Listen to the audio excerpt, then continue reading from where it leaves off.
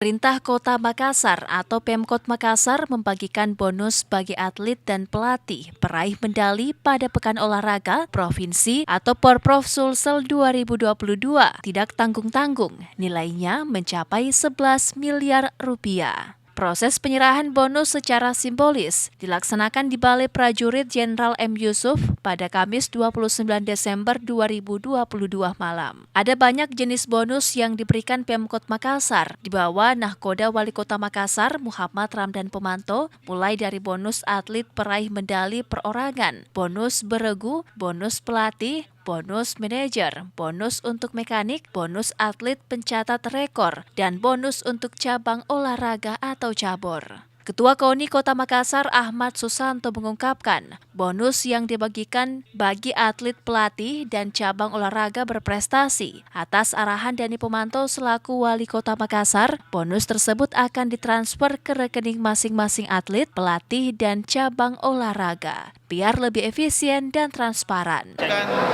Beberapa jenis bonus.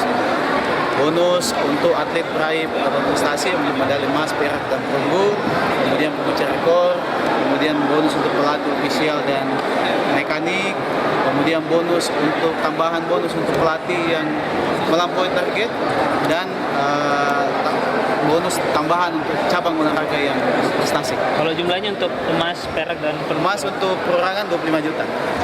Perak 5 juta, perak